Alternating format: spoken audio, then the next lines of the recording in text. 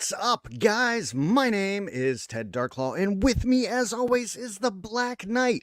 We are the co-owners of Hella Dope Toys, helladopetoys.com, and this show is Hella Dope. Aaron, how the hella dope are you doing? I'm just hella dope in it, you know. That's dope, dog. That is dope, dude. I didn't do shit other than do some DoorDash. I did some DoorDashing today. Well, that sounds fun. That's about the extent of my day. You know, I can't say the same. You know, I do it. I've been doing it because just extra money. Trying to pay some shit off. But man, you add a shit ton of miles in your car. Yeah, it does. Like I probably have added almost like 1,500 miles in a month. Like it sucks. I got to do an oil change like a lot sooner than I needed to. That is unfortunate. The things we do for the grind, man. The grind to be strong, my friend. The grind do be strong, though. But we're here. We're here. We got people flowing in. We got a special guest. We do have a special guest. We're live. We're here. We made it. We're doing things. We are doing things. So I guess we should introduce our special guest, maybe. So tonight we are blessed and honored to be with comic book artist, I guess freelance illustrator, graphic designer, the guy who, designed this on this Valaverse Series 4 packaging that we all love so much. Look at that. I mean, people literally cut this out and keep this forever, dude. Like, you can't just throw this away. No. Or just keep it over there on a shelf in a box, like I do. This guy. I would like to welcome Mr. Qunton J. Bedwell to the show. Quinton, how the hell are you doing? I'm doing great. Hello to the millions watching at home. Let's get ready to hella dope. Yes. I like where this is going already. Yeah, that's how you come into a show, man. Let's go. I thought we had to get the wrestling music going and get the crowd cheering in the background. Yeah. I'm a wrestling fan. I'm more of the the 90s wrestling fan, but there's been some good stuff since then. I've kept up here and there. And the millions at home. Yes. See, I don't know if one's allowed to be a wrestling fan without being a fan of the 90s. Like, even these kids, like, damn it, kids, you need to go back and learn, okay? You need to go back and learn. And then when you're done learning that, then you got to go back even further, to the Ric Flairs and the Dusties and Young Sting. You got to go back to the 80s. Oh, man. I don't think you need to go to the 70s, but you need to go to the 80s, at least. And then work your way back up. Yeah, when we were kids, it was WWF, and then when we got a little older, it was that period called the Attitude Era, and I showed up for that, and we would watch Nitro for a little bit, and then we'd pop over and hit the Monday Night Raw, and yeah, dude, it was so good. I hated WCW. Going down. It was around the time we stopped watching, So it was good rough times. It was rough then. Because WCW read that high for so long, and then boom, too many people joined the NWO. Yep. Yeah, it did get a little stale, the whole NWO thing. Yeah, it did. Well, before we get too far into this, I have to ask Aaron an incredibly important question. Yes. I did not do my taxes yet. That's what I needed to know. That's what that extension's for, just extend it till October. It's fine. It's whatever. You just push a button and they're like, "Oh, we got you, fam." Aaron, fuck, you got me fucked up. What are you sipping on? Earlier I had a one of those Gatorade light things, and that thing really put a punch on you, because like it has like all these different like shits in it, like things that you need, like electrolytes, potassium, and stuff I don't like. But it's what plants crave. It is, but it's 9:00 now. I'm like, I have to go to work tomorrow morning, but what's a show without that good old trusty Steel Reserve coming to a home near you? Are you going to bring it to them? No, I'm still waiting on my drop ship. Why would I drop it off to somebody that can't even get my drop ship? I thought you were just going to show up to their house. I mean, if you're in Ohio, maybe I'll think about it. If you guys would like Aaron to come over to your house and watch him drink Steel Reserve, send us an email. Yes, I will sit on your front porch. I will drink it, and then I may or may not put the can where it belongs. And yell at the dog. Oh yeah, I'll definitely do that. And the kids. You got kids in your yard? I'll yell at them. After he's done taking a whiz in it. Yep. But hold on 1 second. Too many. And then, damn you kids, get out of my yard. Yes, damn kids. That's what will happen. Every time. But Mr. Jacob, it would not be fair to ask, what I'm drinking on without asking you, sir, what is it that you be sipping on? Well, Aaron, I am glad you asked, because in my trusty hella dope mug, haters gonna hate. I have some coffee. I have some coffee in there. Because I have to change my sleep schedule. So I have to go from getting up drastically early today to staying up drastically late tonight, so I can sleep for 4 hours, and then stay up late tomorrow just to switch it back, flip-flop it on them. But don't worry, I also have Hello, water. Mr. Tony. And no show would be complete without the wonderful fountains of Saratoga sparkling water. So refreshing. Oh yeah. So bubbly. Starting to like it better than beer. That's a lie. That's a lie. That's a lie. Nothing's better than beer. Hey, sparkling water's good for you. Yeah. I hope still so. Water. Still water at the end of the day, and I won't drink it. But Aaron, we're being rude. We have a guest. Oh, we do. I'm so used to just meeting you that I have to deal with your crap. So it's a good and refreshing that I got someone else to help me deal with your crap. My crap is fun. You say that. Mr. Bedwell, what is it that you are sipping on?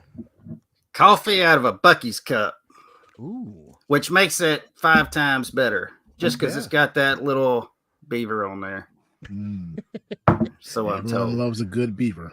Because all the art happens and everything else after 8:00. They just opened up a Bucky's here in Ohio. There's only one. They're getting everywhere. I remember coming to Texas whenever I was going back and forth from Mississippi to Texas, and I remember there was one, and there was another, and now after 6 years, they've just they've just exploded everywhere. Mm-hmm. And it's begun. Yeah. Yes. Yeah, I saw. Fatrid, the famous Fatrid. Fatrid. The famous Fatrid. Quinton's gonna get on this too. Fatrid. Fatrid. What's your blue dolly talk? I swear, Fatrid. I love this show already. Fatrid, go fetch Ted's little blue dolly. I can't. All right, we already lost 10 viewers. Yeah, it's fine. It's fun. Well, actually, Quinton, I was gonna ask you: is that coffee black? It is black. Yes, I do not. I don't ever put anything in my coffee. Nope.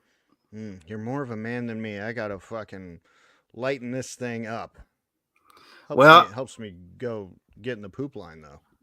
Yeah, well, that's good too, right? Aaron, let us check in with the chat. Fair enough. Okay. Ted's all thrown off now because this is great. We're gonna clip lots of stuff from this video. Yeah, I'm here. The one and only Robert's Infinite Realms. It's hella dope and jelly time. That's his tome, but I know he meant time. Almost. Maybe he didn't. Maybe he's trying to start a new thing. Okay. Like trying to bring fetch back. Yeah. Totally. I've been trying to make it work. Like come back at work. Like they're just not getting behind it. I had to explain what fetch was. Embarrassing. It is. These kids. Road Keeper. Hello, dopers. I hope everyone's having a hella day. Yes, I am. I'm having a hella day, actually. Yeah. Thank you for asking. And of course, the one and only Fatrid. Buenos, nachos. We have a Punk with Toys. Goes live every Monday, every Thursday. If you're bored, want to hear him rant, you know the place to go. Lawrence. There's a topic. He eventually gets to it. I owe him a commercial. I'm like running so close on that deadline. So I'm hoping it airs tomorrow. And if not, I'm sorry, Lawrence. You know, for a guy that's been on PTO for the last week, you know, a lot of broken promises. First of all, I went back to work Wednesday. Oh yes, I went back to work Tuesday. My PTO consisted of freaking tearing down a basement and hauling a bunch of stuff up the stairs into a van onto a blue dolly. And we all know how that went. The blue dolly. I sure did. That was my week. And then I had to unpack it. And people kept ordering stuff. And I'm like, I don't know where it is. I had the AC guy here. He took up my whole damn basement. He was like, oh, no, it's fine. I won't be in your way. He was in my way. I couldn't reset the basement. Dolly is, though. It'd be a good country song. The blue dolly or the man? The blue dolly. The blue dolly. Blue dolly. I tried to move stuff with it, but it kept tipping over. Oh, that one hurts. But my Saratoga water is sparkling. I gotta carry it with my blue dolly. Makes me cry every time. Yes. Our one and only Axion, aka Action Figs. What's happening, beautiful Hello Dope family? And I think Luke is with you somewhere. He might be there too. But both of you, hello, welcome.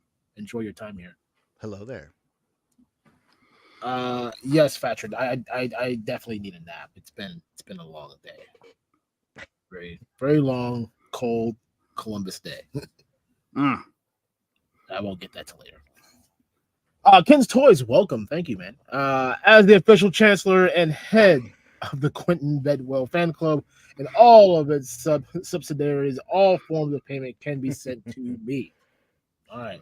You heard it right here. Please send Ken Toys. I agree with that. Yes. Just expect nothing back in return. Along with all your twerk videos. Go ahead and send them to Ken. Oh, yeah. I got like 8 of those lined up. I was going to post those on TikTok today because, I was watching some videos. It takes all mine. Learning all the new TikTok dances. Yeah. Ken, I'm sending it right to you. You let me know how I'm doing. Shout out to Ken. He's still recovering. So, from his operations and stuff. Oh, well, yep. Good guy Speedy right recovery, there. my friend. Speedy recovery. Yeah. Get well soon, Ken. HGC, good evening. Hope you're doing well. Ted, before we get to these next couple comments, because they're all pseudo-related, are you ready? I'm always ready. I was born ready. No, Ted. I said, are you ready? Our good friend Northern Nomad says, what's up? And can you dig it, sucker?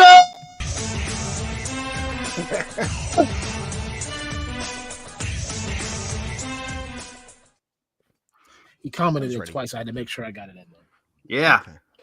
Okay. No kids here today, Northern Nomad. They're all gone, so they're not screaming it upstairs. But in spirit, they know it's happening. And then HGC follows up with, don't let Jim Cornette hear you say, don't worry about 70s wrestling. Oh, corny. Ken says, I'm old. I grew up on Mid-South Wrestling. Ted DiBiase. Hey, Ken, yeah. I remember that. Junkyard. Dr. Absolutely. Dusty Williams. The Rock and Roll Express. Great times. Yes. Good names. That was a staple of Mid-South Wrestling. And then it all got bought out by some federation. Yeah. All that went to waste for nothing. R.I.P. R.I.P. to Mid-South Wrestling. And we got our good friend Tony Horton. Hello, everyone. Hope all is good with you. And what a great time to be a collector. Yes. Absolutely. Yep. Lots of goodies that are coming out. Lots of goodies in the pipeline. Hopefully we'll touch on some things in the in Quinton's toy collecting arsenal. So stay tuned for that. Patrick says, I'm still not English. It's okay. your mother's English. That's the point. Yeah. All right, I got a couple more, and then we can get on to the show. HCC says, more tales with Ted from the Poop Line. That should be like a show, Ted. Yeah, Tales, or at least a segment. Line? I mean, Tales from the Poop Line. Tales from the Poop Line. Sorry, I still have that show in my mind. My mom used to watch that all the time. Action Fix says, "Hey, F you, it's the Blue Mule." That's the dolly's name now, okay. I guess. Blue Mule it is. Blue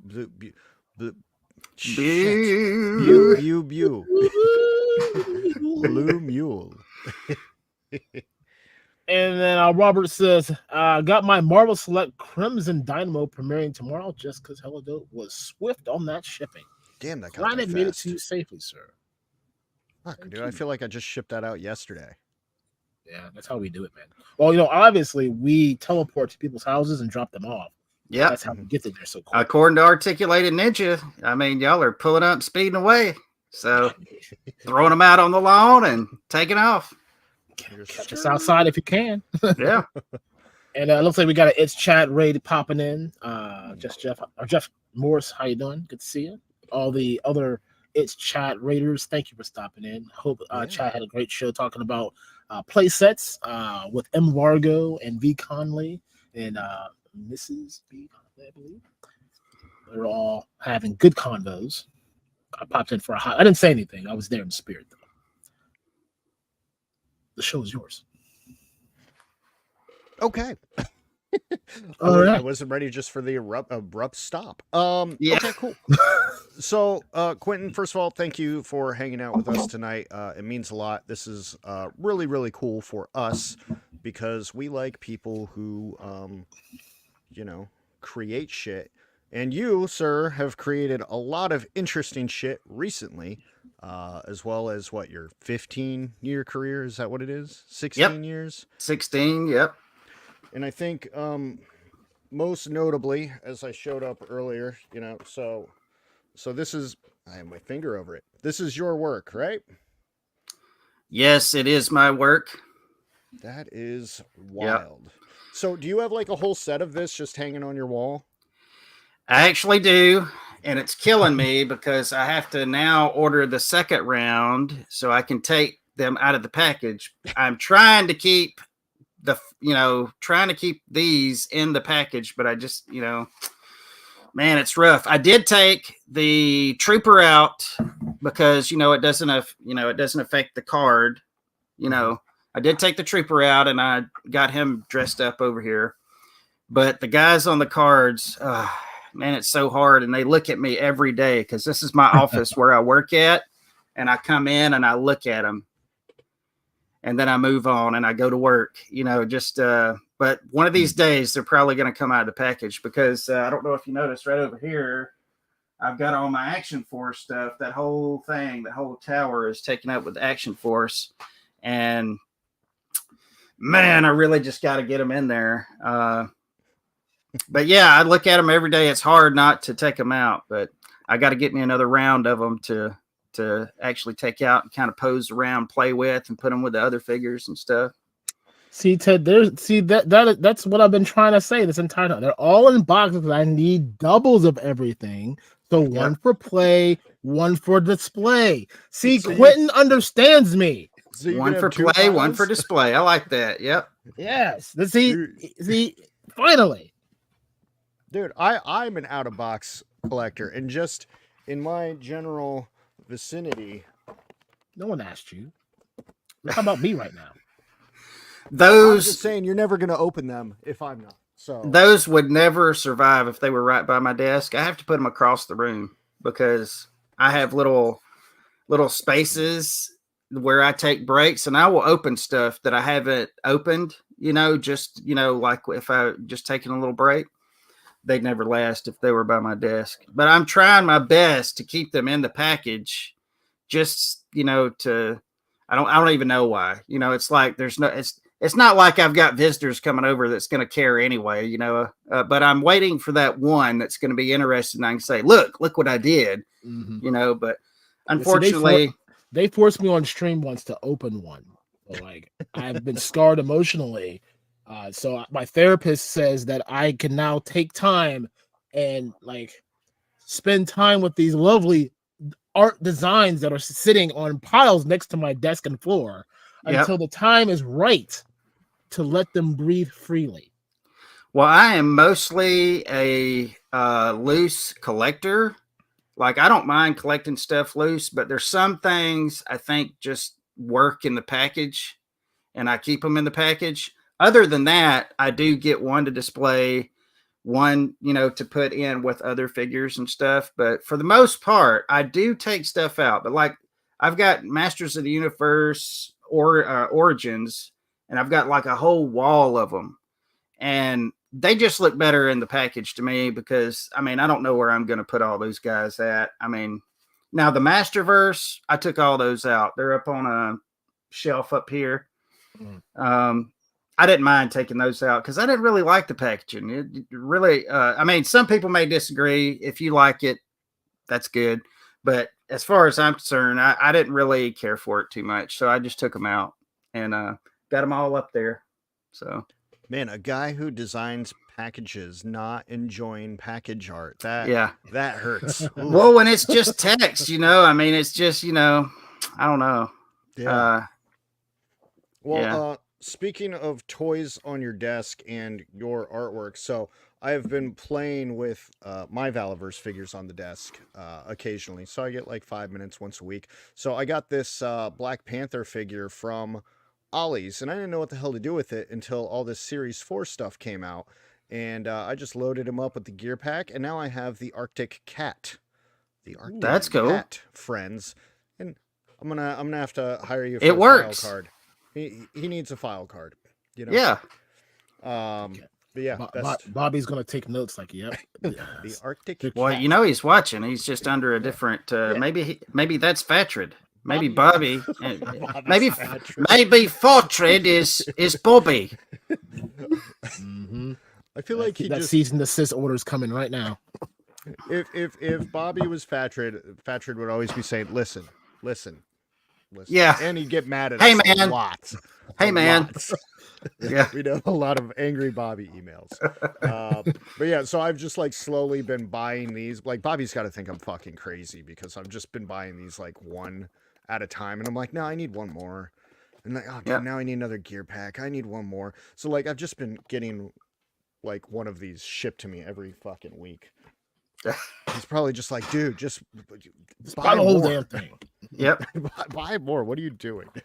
Didn't you used to have these? So not only did you do the series for Action Force, but you're also the creator of a little book called Action Farce. Yes. A little parody that you wrote. So you wrote and drew and colored and inked that whole thing? Yes. With the caveat that I had to make my scripts, send them to Bobby and to Ryan to make sure that everything was, on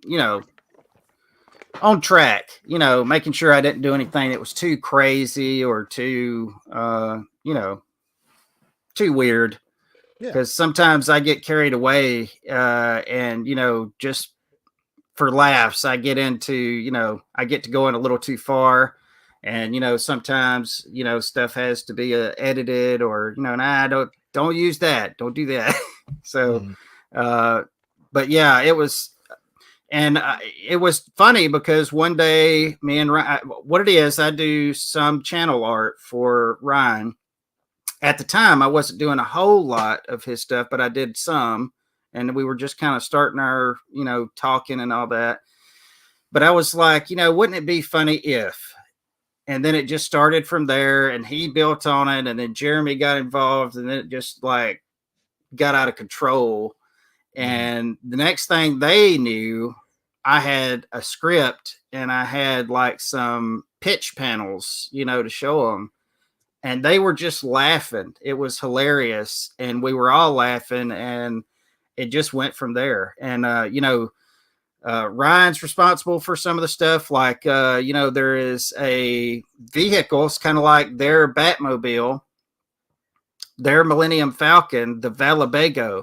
That name instantly coined by Ryan. Like, I didn't even have a name for it. It was just, I'm going to put a, Cousin Eddie, RV in there, and that's going to be base camp. That's going to be Action Farce headquarters. And he's the one that said Valabago. And as soon as he said it, it just worked, and of course the names and all that. And of course, the people that I was getting, we had to have some tertiary characters, which I say tertiary at first, but now they're main characters, like Chad and Kato. I had to run them through them, make sure, or I like these guys, I like their channels. And they were like, yeah, dude, we love their stuff, we love their channels. So so I say yes, it was me, but it was, of course there was it, anything that you do, especially anything that you do well, it's got multiple people involved, so that's awesome. And so is there anything semi-mainstream that you've done outside of the Valaverse artwork in the Action Farce comic that maybe toy collectors or just general lovers of art might be aware of? Like, you've put out a lot of work over the years. Is there something that I have put out a lot of guy? Yeah. Let's see. I don't know. It's been real fringe stuff. When I finally got in, and I talked about this on another show on Figure Action, I started out into comics. My very first comic that I did was, and I don't know if people are aware of this comic company. They were big during the 90s. It was AC Comics. And AC Comics had a title called FemForce. And that's where I cut my teeth in comics. And they gave me a shot. And I was able to do a couple issues there and able to do some covers for some independent stuff. And then I just decided, I really wasn't getting paid hardly anything for this. And I was just thinking, I could be poor and do my own stuff, So I started doing my own stuff, and I did a few things, a few covers here and there, but I did War of the Fallen. I entered a few contests and stuff. But not too long after that is when I started having carpal tunnel and went into that whole thing. So I really had to curtail everything I was doing to just focus on my day job, which is being a graphic artist for t-shirts. And that was bad. That was really bad, really bad. And I was getting ready to retire, and I didn't know to what. And that's what I was talking about on that interview, is that, I thought my art career was done. And then recently I had surgery. I say recently as in, I think it was 2 years ago, and it brought my hands back. So now I had hands again. And that's when I really started pushing, because I learned something during that time. I kind of lollygagged, with the stuff. I figured, I had time, as one does, when you're young, you think you got time to do all this stuff. I'll just do the, it's a marathon, not a sprint and all that kind of stuff. I'll work my way into it. But what that showed me is you don't know how long you have to do this stuff. And so when I came back with a vengeance, and I started doing stuff for whoever I could do stuff for. I've got a few Silverline titles. You may not be aware of Silverline much, but if you look it up, you'll see that I've got a book, Trump's over there, got a few covers over there, and just, different stuff. So I don't know if you'll be aware of it. It's all fringe stuff, independent stuff right now. But, kind of the culmination of all these things and working it and trying to do more and more and more and more was, at the tip top of it was, of course, the toy packaging. That's kind of been like the paramount, of what I've been able to get up to. So I find that interesting because I was a freelance cartoonist. It feels like a lifetime ago. I guess it's, I don't know, pushing a decade now. But I never thought of packaging because the whole point of being an artist, right? There's not a lot of money in it if you're just on a grind by yourself and nobody knows who you are, right? So the kind of end game for me was to get into licensing, right? I'll just make it once, get it slapped on something in Walmart or something, just get paid forever and ever and ever. Licensing is just a whole educational nightmare in itself. But man, never even thought like toy packaging artwork. That's a very clever move as an artist, I think. Well, it's something that I always wanted to do. I mean, growing up, I kept my G.I. Joe cards and all that stuff. I don't have them now. Whole other story there. But I can't, I loved anything that had to do with art, and I still have my comics from when I was that age, but there's, I just always loved the artwork and stuff. And it was always kind of like a secondary dream for me to do. My main dream was to one day be a comic book artist. And back when I had the dream, it was a lucrative field to get into. By the time I got to where I could do it, though, the comic book industry was bust. I mean, there was no chance of you really making a whole lot of money unless you built your name up.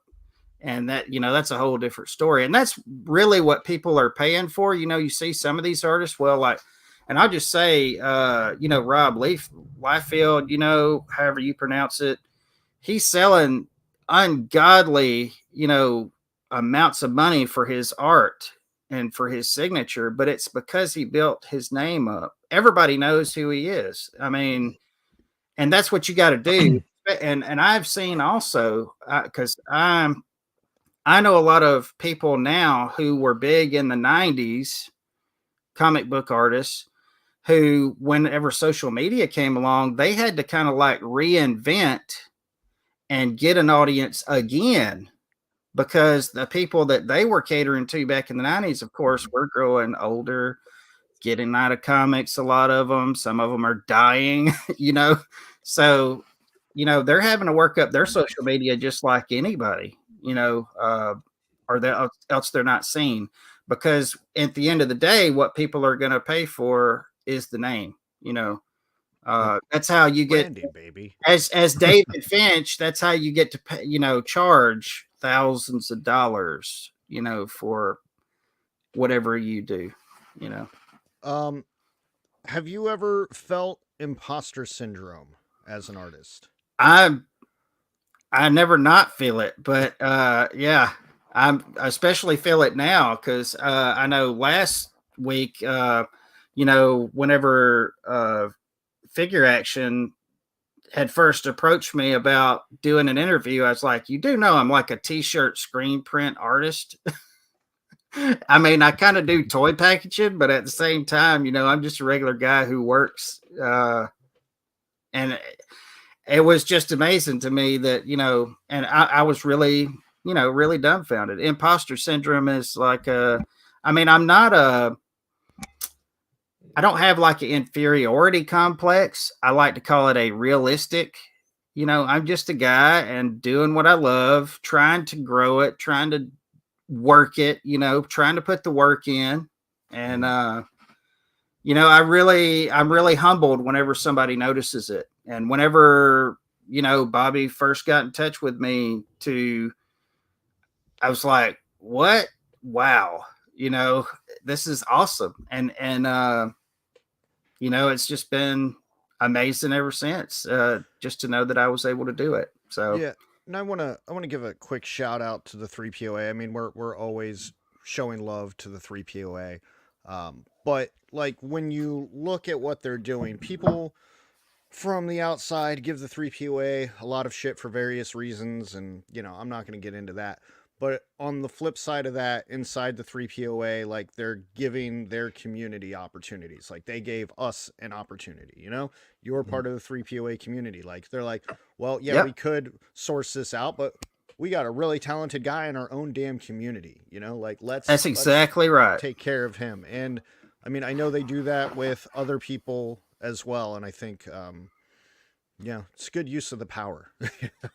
Like if you got a following, man, and you want to bring other people up, like let me tell you, he could have used anybody else. He could have used somebody with more of a name than I have. He could have used, you know, anybody he wanted to. And you know, I'm very honored. You know, I'm very honored that I was able to and I don't want to. I just want to say, you know, if I had to stop right now, you know, that's fine with me. If that was it, if that was the top, then hey, you know, that's okay. But I would like to continue doing stuff, and thankfully, you know, I do have stuff on the burners, so that's good. You know, it's pretty awesome. Mm-hmm. Aaron, you want to add anything? Should we get to the chat? Oh man, this chat's blowing up, man. Chat is blowing up for you, dude. Yeah, let's hop in there. There's some a lot of love in there for you and for Quinton. There many praises, so we'll get to those here in just a second. Start off with a happy accident. Yo Sunday fun day with hella Dizzo. Happy accident is fun. Dude, I practiced that like for this moment right here. I'm like, man, I gotta make that sound good. That's what you've been doing this whole time? It was, yes. DS77, hello dopers. What's up, man? Good to see you. Hope you're doing well. We got Junkie on Crossing builds. Hell yes, some more Quinton tonight. Everyone needs to have Quinton on their streams looking at you, Ryan. And I want to give a shout out to Junkion because Quinton was on their show, Figure Reaction, I believe that's what it's called, just like last week. And it's an awesome interview. So if you leave this show going, damn, I want to know more about Quinton, go find that episode. Just watch it anyway. Absolutely. And, man, that whole episode is just, it is packed. There is not like a dull moment in there. Like it just goes. And I think it's an hour and a half, and it flies by, man. Flies by. And I want to say they did a great job how they structured everything and the questions they asked, and it helped me to be able to, because I haven't streamed in like 2 years, and it was just really easy, you know, to answer the questions and talk and stuff. They just asked the right stuff. So that's how it works. Hats off to them. You ask the right question, the rest of the show just moves smoothly. You know, you don't have to worry about all the like how we used to be. That's how we used to be. It used to be so structured. Like, tell us about this. Now tell us about that. Now it's, you know what? Let's just bust the doors down and let's just talk. You know? Yeah. Fuck it. The rest of the show will make itself work. We'll do it live. Damn it. Do it live. Yeah. And color. But yeah, go check out that episode. Next? Yes, definitely. I watched it yesterday, actually. James Lucas says, "Hey guys, how's it going?" Hey. Mr. Wonderful, saying good evening. You can catch him now with Action Figs on Tuesdays, as they now have the Toilet, you know, Tales from the Crypt wrestling ring. It's not under toilet. The stairs. Not toilet, friends. I said toilet. I know you said toilet, but look, we're proud members of the toilet. We are. But when you start saying it a whole bunch, don't say it fast. Yep, I'm part of that toilet club right there. Get in the poop lawn. We gotta go see the toilet. Is that super nice French word? Toilets over there looking real pretty. Yeah. I'm gonna splash all over that seat there. Mm-hmm. You got those bodegas? I got me a nice toilet. Got one of them water fountains for my bum. Toilet. Anyway, watch them on Tuesdays. Travis is gonna cancel all his fucking pre-orders. Unsubscribe. There's a 10% restocking fee now. Go on. I'm sorry. You're good. A Punk with Twin says, I can promise you Fatrid is not Bobby. He actually enjoys my great stream.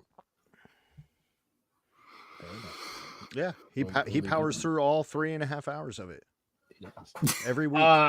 NYC figure fantastic. Our fanatic actually. He says, what's up, you guys? What up, though? What up? What up, guys? What's up, friend? Question here. Now, I'm gonna pop it up there. Unfortunately, we're not part of the cool club. You know, we got that's why we have him on the show. We're trying to sneak our way into the comic. You know what I'm saying? Butter the man up. Sometimes you gotta butter the biscuit. You know, butter him up. You know. Yeah. So well, to the few who know, if they do make it into the comic, it will be with a bang. Ooh, with a bang. There's gonna be guns and there's gonna be explosions. Oh, yeah, that's what I like to hear. We got Largo's Lair saying Quinton, awesome sauce. Yes, sir, Largo. Largo, can you give me an update on if we still have the Infinite playlist and who our next guest is? I'm a little behind actually, so fill that in when you can, please. And then we have B. Conley. Hola, peeps. He was over there with Chad on his stream, you know, talking about play sets. So I hope that went well for you, B. Conley, and hope you enjoy your package that we had shipped to you. Hope it arrived safely. I need to watch that replay because I love play sets. Me too. I cannot wait to see. They went through some really good ones. Like they went through a couple that ones that should have been made, that wasn't made, that could still be made. Maybe it's crowdfunding, maybe it won't be. You know, they went through a whole bunch of different options out there. So yeah, definitely check it out. We got James Lucas, Quinton. Love your art, brother. Thank you. I really appreciate it. It's a lot of work. Anybody who does artwork, you know, it's a constant, you're constantly honing your craft, constantly working on it. Thank you. Curse of Fenrir. Curse of Fenrir. I just said. Curse of Fenrir. I don't know, kids. It's obviously Fenrir. Come on, Ted. Yeah, it does. Obviously. It says that Crimson Shadow tech piece Quinton is sweet. Awesome. Thank you. I love that piece. I love that figure. I cannot wait for it to come out. Absolutely. And then Junkion comes back and says it was an absolute pleasure to have Quinton on Figured Reaction last week. He's such a good quality guy, down to earth. Love to talk into him. So like, will you like open his mouth? talking to me. Hey, Quinton. Hello. Talking to me. Aaron, we have been doing this interview all wrong. Yeah. Damn it. I wish I had that comment first, and I would have understood the assignment that we're supposed to be on right now. Spread him open. Hello, Quinton. Hello. Do you have any artwork in there? Got any alcohol down here? No, I'll keep that right here. Look deeper. That's the after show, guys, that we don't have yet. Which, if you become a member, you can get an after show. No. Is there not an after show? We're lazy. Come on, Helido. This is the show, the after show, the after show, the pre-show, the 6 in Well, the the morning. after show can be y'all packing boxes. Come on. I need to. I would be interested in seeing you pack boxes. Come on. I go live on Instagram sometimes when like there's a heavy pre-order shipment. Usually it's like Valaverse or AWOC or I don't even remember what the hell the last one was, but like gargoyles. God damn, those things buried me. But yeah, I'll go live on Instagram and bore everybody with that nonsense. They watch it. ASMR. Yeah, I don't know why they watch it, but they watch it. Anyway, carry on. Yes, Largo Lair says Quinton's art is clean and a fantastic example of visual storytelling. Now, wow, thank you. Now I have one. There's one here. This is from my brother. Just a little business idea. Just keep that in the back of your mind. If you ever feel bored, you want to do this. He says, like, how about a hella dope Moss Man exclusive T-shirt? We share profits. Everyone gets a little of this and a little of that, and everyone's happy because they can't get mugs. That's a heck of an idea. Oh, look. There he is. There's Mossman. We're getting closer. We're slowly doing things. No, but he hasn't even started yet. That's not true. That's not true. Not true. Did somebody? I'm editing the thumbnail. Wow. Slowly.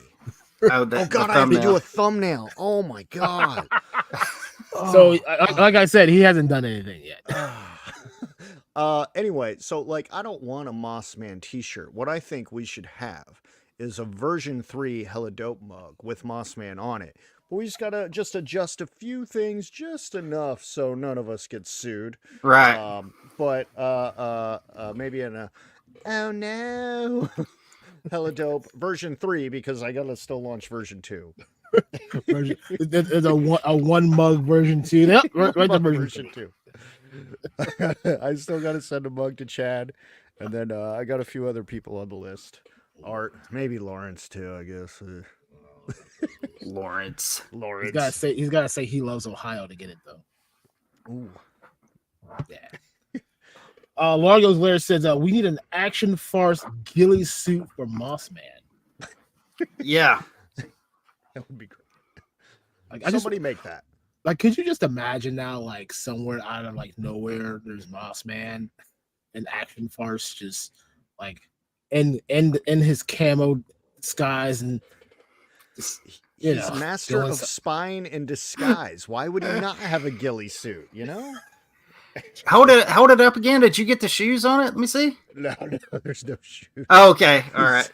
Because I know you were talking about shoes before. He's just just a topless Mossman nurse, huh? It's Dr. Quinn, Dr. Quinn, prison medicine woman.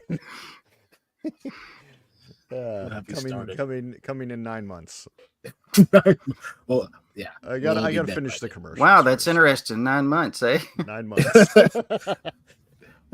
Perfect timing. 9. Oh yeah, I guess that would work, huh? Yeah. I'll be damned. Tony Horton says, Quinton, we still need to get our schedules in line so we can create some super cool stuff. Absolutely.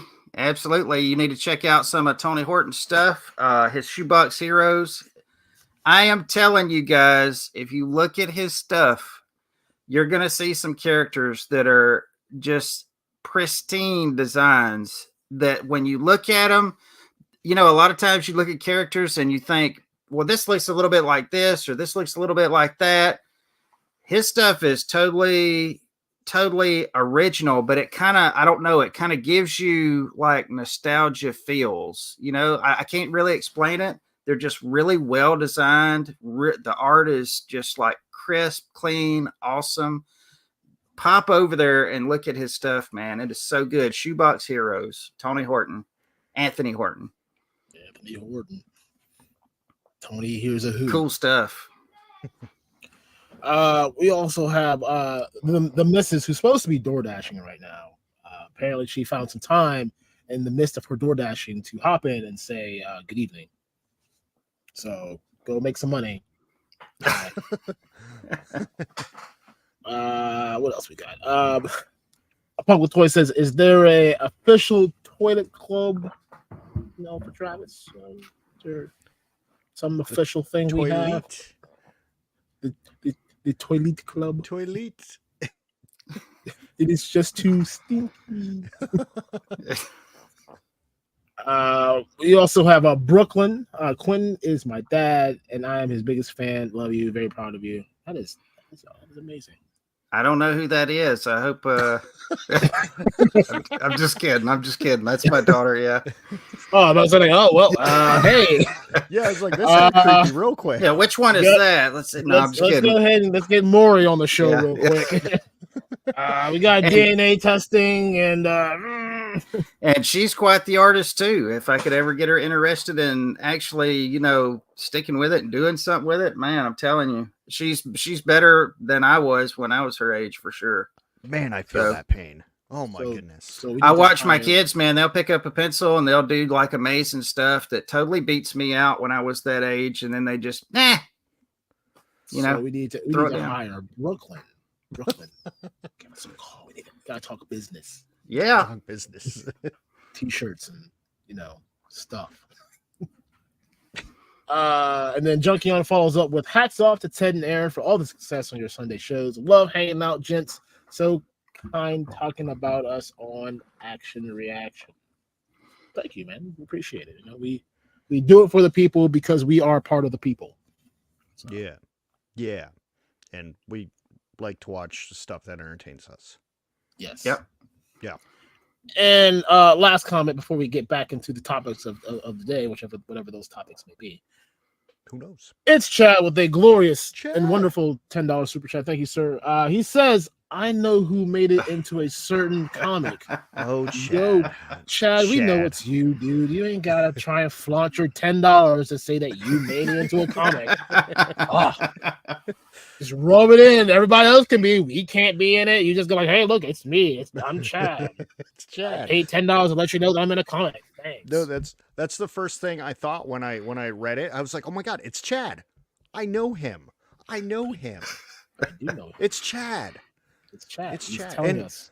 You know what? The imagery of, I guess all the characters in Action Farce, so spot on. Like, it's not confusing when you look at it. Like, if you know who they are as personalities and you read that book, you're like, holy crap, man, that is them. Spitting images, amazing work on that. Yes, how much work went into, Ryan has to have that perfect hair, that beard has to be perfectly shaped. Like, that had to take at least 3 days by itself. Yeah. Well, let me tell you, it's when you start dealing with likenesses, it's one thing, but then when you are adding like expression, you're on a totally different level at that point.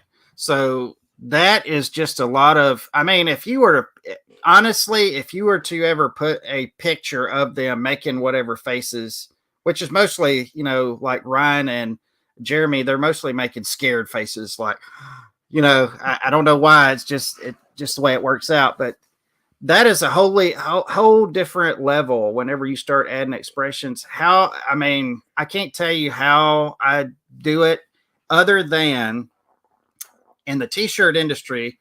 I did a design about 3 years ago, and it was these people had asked for their basketball team to have caricatures of each one lined up.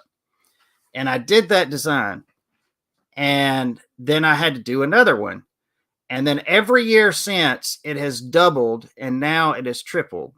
So this year alone, I have had to do, get this, and I've counted them. There are over 150 caricatures of people that I've had to do. That is forced practice. So, it's kind of one of those things where if you do something enough, it gets to where it's kind of, you start picking out like key points on people's faces that are noticeable. And sometimes it can be the way somebody's ears are, the way somebody's eyes are, their nose, anything that really pokes out about them, in which, sometimes it's kind of hard because when you're doing something for somebody like a commission and then they say, well, I want you to change this thing about me, that could be the thing that sets you apart. Because, you know, if you were to take their picture and actually outline draw it, a lot of times it won't look like them. It'll kind of look like them, but for some reason it just doesn't translate. You really have to kind of art in, you know, how you see that person. Maybe not quite how they are, but whatever pokes out to you. And usually what sticks out to you about them is what everybody else, you know, sees too. So that's how I get the likenesses a lot of times. Sometimes it doesn't work when you get into the expressions, but you're dealing with panel work and they're at different angles, they're at different expressions. So, but you know who's talking, you know. Right. So I was working on one today. I swear I drew the person's mouth like 10 times before it looked correct, you know, at the angle they were at and the expression they were doing. It's tough sometimes. Usually what I'll do when I start is I'll do the faces first, because that's the hardest part. And then the rest of it is like hands, arms, legs, guns. Guns are tough because you got guns going at different angles, and I'm real particular about these guns right here. Oh yeah, baby.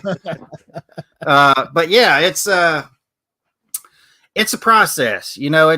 But it does help that I've had to do all these in my day job. And that's one good thing that's, you know, I can say about the t-shirt industry is it's forced me to draw every day stuff I would never draw. Like I have to draw skidders.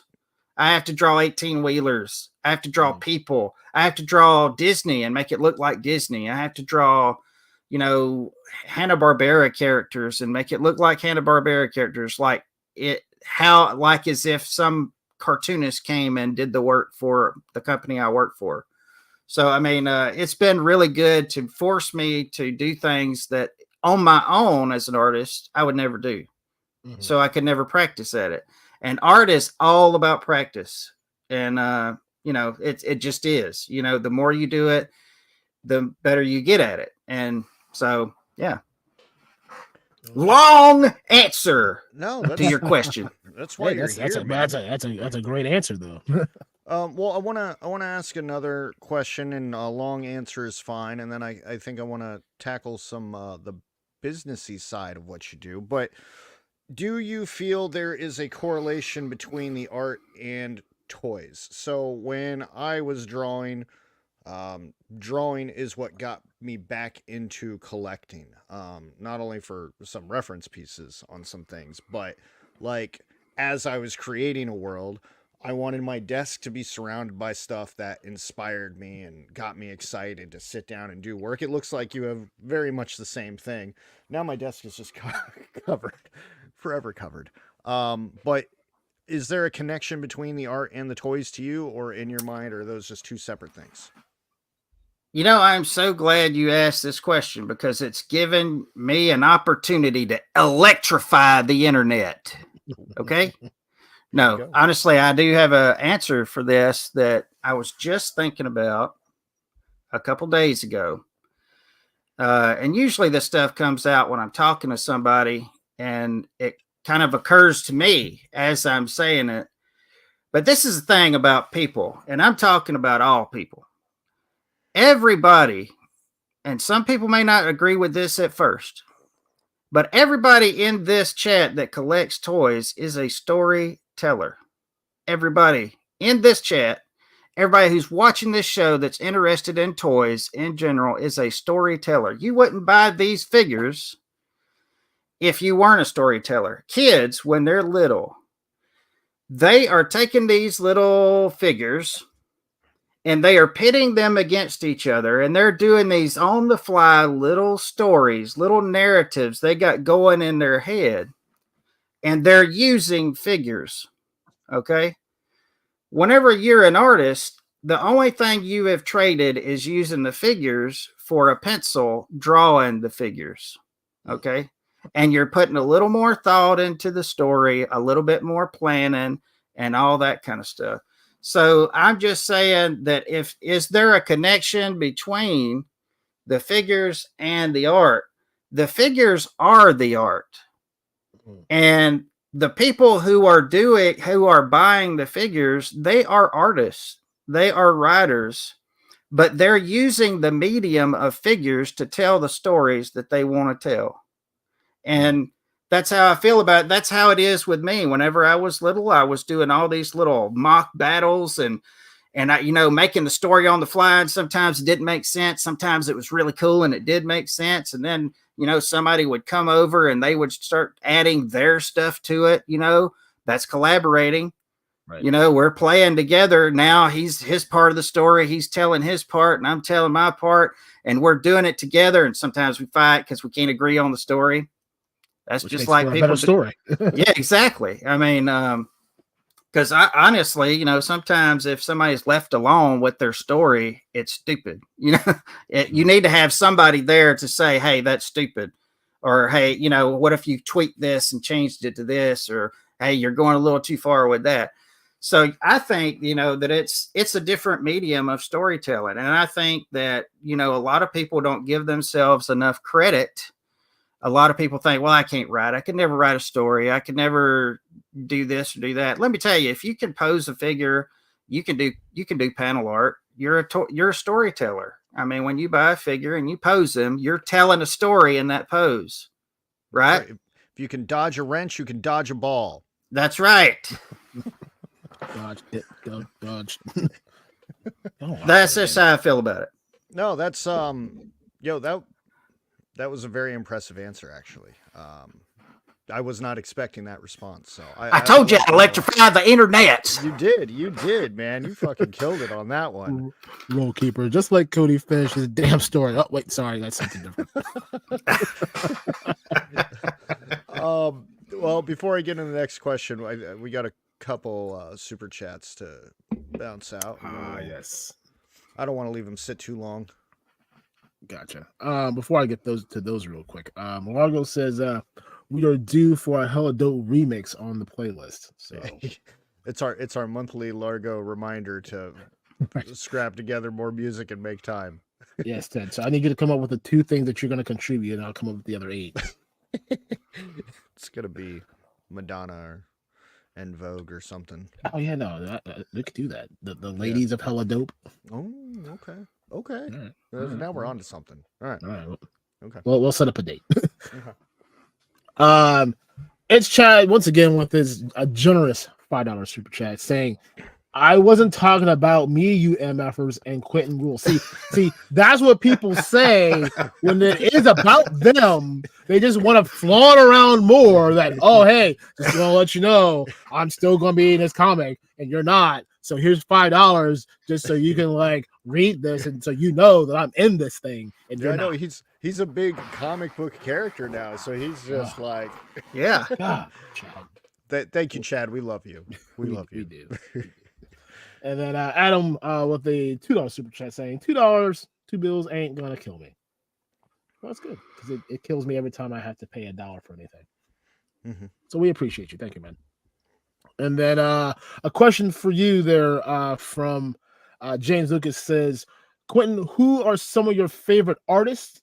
Who are you inspired by?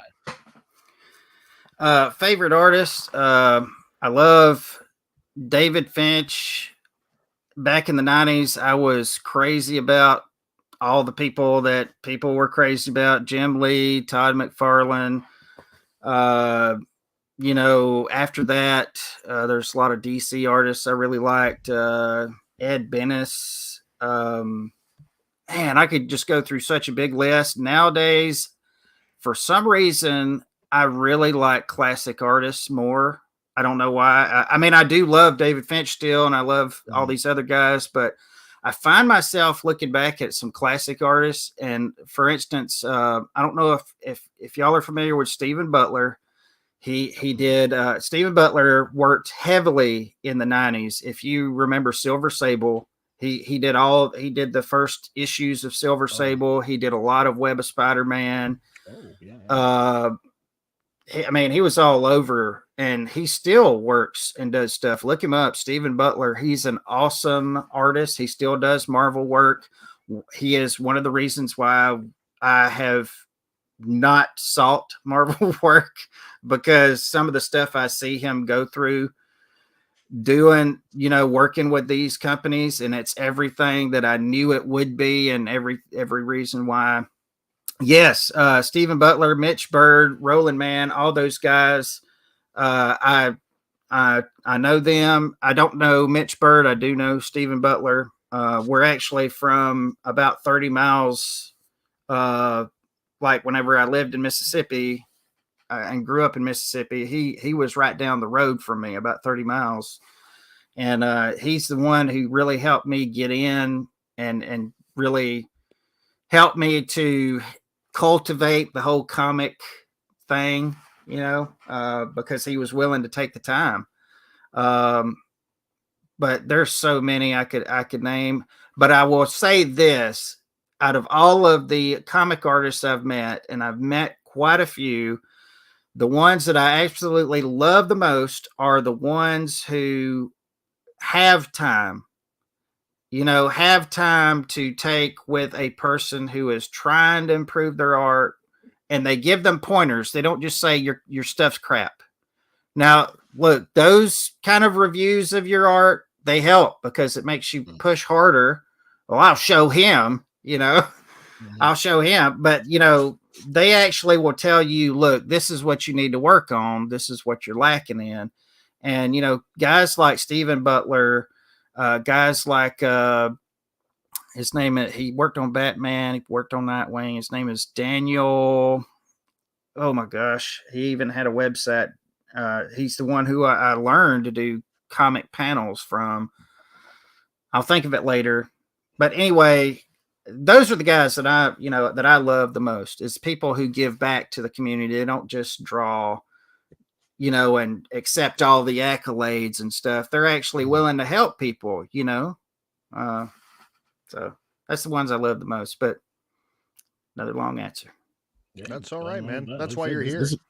Yeah, give all the answer you want. We good on chat, or? I'll grind out these last two real quick. Actually, just one more. From this, it's Chad guy. He says, Aaron, I freaking hate your face. Well, according to Ryan, I am adorable. So that's all that matters. I am adorable. Just little. Look at me. All adorable. He's so adorable. I was adorable, like a little teddy bear. And make sure you guys watch It's Chad every Sunday before we go live. TGIS, baby. Get hip with it, And then I'm sure next week Chad is going to bury you. That's you, fine. Not me. I'm cool. Me and Chad, we like this. I'm gonna bury you. I'm fine with that. Chad, you just give it to him. You give it to him. Give it to his adorable face. That's right. Cool. So when you were on that stream last week, I found a lot of what you said to be very inspirational, and I wish some of it was stuff I had heard like 10 years ago, and I kind of want to elaborate on a little bit of it. So one of the biggest key takeaways that I had from your interview last week was you said repeatedly you stopped being a consumer and became a producer. You stopped playing the video games. You stopped watching Netflix all day. You stopped dicking around, and you went on a true, not only just like a grind, but a journey as well. And I was just like, man, that hit me real hard. And I'm wondering if you kind of want to elaborate on what that means to you and what brought you to that point and what that looks like to you now. Well, I don't think I have to say, like what we've seen in the film industry and comics and stuff, it's just really hard. I mean, when you go and see a movie and it's kind of good, you're like, wow, that didn't suck. It's like, and I was just having so much of that here in the past few years. And it was just like, you know what? I'm reading everybody else's stories. I'm watching everybody else's games and playing their stories. And, and I'm always thinking when I'm watching stuff, and even as a kid, you know, when I was playing with my He-Man and all that, and I was like, you know, boy, I would have done this better. I would have done that better. You know, I was thinking, you know, why don't I, instead of just making all this fan art of all their stuff, and why don't I do something, you know, and I make it how I would make it. And that's what I decided to do, you know, and I just decided, you know, I've only have so much time in a day. I'm a dad, I work a day job, you know, I have all these responsibilities, and I've got to find time somewhere. I can't stay up till 3 o'clock every single night. So something's got to go. I can't get rid of the kids. Can't get rid of the wife. I mean, I could, but you know, you could. So something had to go, and I just had to come to the realization I can either consume content or I can produce content. The good thing about YouTube is that I can watch or listen to YouTube while I draw. So that's good because I'm not having to follow a narrative. I can kind of, my brain can check in and out, you know, and I'm loosely following some of the stuff that's going on. You know, so I mean, and ever since I did that, my like art career has like went on liftoff because you know, I am playing this game with this character, and he's, you know, getting him up in levels. And I mean, I played ESO, played a little bit of Warcraft. I played, you know, I played a lot of DayZ. And some of these games I do play every now and then, you know, with my son, play Minecraft and all that. But for the most part, you know, here's this fictional character that's not even real, and I'm getting him up in levels, and he's got all this cool gear. But look at my life, look at my career, look at, you know, where I'm at, and it's just, you know, there was nothing, and it was like, that's ridiculous. You know, I'm putting in all this time, and what do I have to show for it? And so that's pretty much what I was saying, and I swear I haven't been. And now it's hard. Like here a little while back, I said, you know, I'm gonna stop and play some games for a bit, and I started playing games for I think it was probably about a week solid. And of course, my son enjoyed it because he was playing games with me the whole time. And I do play games with him quite a bit, but it's curtailed like the time. But anyway, I started getting like kind of antsy because again, I felt like I'm wasting time. And that, you know, if you like games, you play games. Everybody, you do what you want to do because really this art thing, for me, it's therapy. You know, life is tough and you need a release. If you get that release out of movies, if you get that release out of action figures or whatever it is, I get mine out of art and action figures. Okay. If it's fishing, you do as much as you need, you know, to get you by. If it's gaming, do it. But as for me, I had to choose because I can't do it all. I love so much stuff. That's why I'm in so many brands. I mean, it's ridiculous. I can't focus on one brand. I have to have it all. You know, but whatever makes you happy. And I just had to decide it for myself. If you can do it, I recommend it. You know, if you can be a producer and not just a consumer.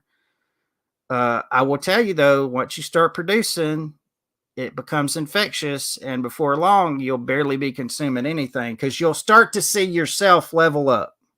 You'll start to see your character, who is you, actually making some headway, and you'll be like, "Wow, I didn't even know I could do this." You know, so. Aaron, yeah, I feel like you those have Boss Man videos. I was going to say, Aaron, I feel like you'd probably have a lot of follow up to say about that. I mean, kind of. I mean, especially with the whole game piece. Like, I mean, it's funny because that was, especially with like the build to content. Like, I streamed on Twitch.